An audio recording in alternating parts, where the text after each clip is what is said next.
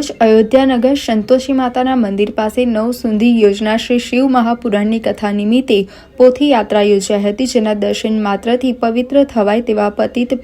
પાવનની માં નર્મદા સાનિધ્યમાં ભરૂચ શહેરને આંગણે તારીખ 11 થી તારીખ 19 નવેમ્બર સુધી દરરોજ બપોરના 2:30 થી 5:30 કલાક સુધી સંતોષી માતાના મંદિર પાસે અયોધ્યાનગર લિંક રોડ ભરૂચ ખાતે પૂજ્ય સંત શ્રી ભૃગેશભાઈ જોશીના શ્રી મુખે યોજના શ્રી શિવ મહાપુરાણની કથા નિમિત્તે પોથી યાત્રાનું આયોજન કરવામાં આવ્યું હતું, જેમાં અયોધ્યાનગર ખાતે રહેતા ભાવનાબેન પટેલના ઘરેથી કથા સ્થળ સુધી પોથી યાત્રા કાઢવામાં આવી હતી, જેમાં ઢોલ નગારા અને કરતાલ સાથે શિવજીનું ભજન કીર્તન કરતા મોટી સંખ્યામાં શિવભક્તો ઉત્સાહથી પોથી યાત્રામાં જોડાયા હતા. પ્રથમ દિવસથી કથાની શરૂઆત સત્યમ શિવમ અને સુંદરમના 3 શબ્દોથી કરી હતી અને આ 3 શબ્દોનું મહત્વ સમજાવતા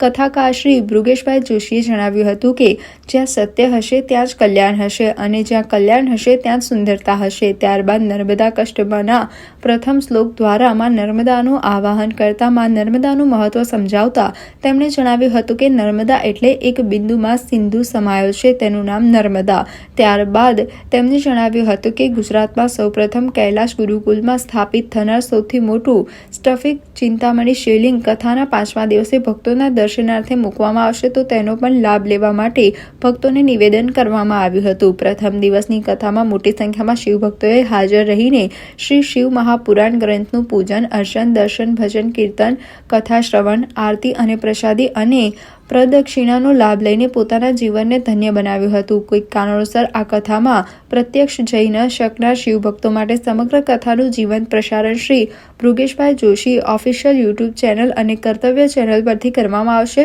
તો તેનો પણ ઘરે બેઠા લાભ લેવા માટે શિવભક્તોને અનુરોધ કરવામાં આવે છે. સબિંદુ સિંધુ શુષ્કલત તરંગ ભંગ રંજિતમ યુષસ્સુ કારિવારી સંયુતમ તાંત દૂત કાલભૂત ભીતિહારી પરમદે પદેય પાદ પંકજમ નમામિ દેવી નર્મદે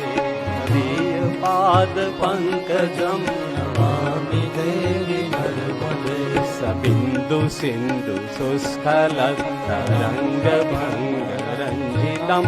વિસત્સ પાપ જાત જાત કારિવાર સંયુતમ કૃતાંત દૂત કાલભૂત ભીતિહારી વર્મદે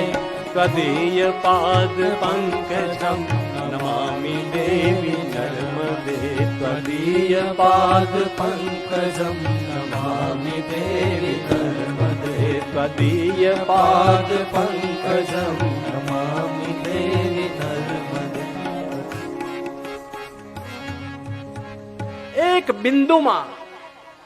એક બિંદુમાં સિંધુ સમાયો, એનું નામ નર્મદા.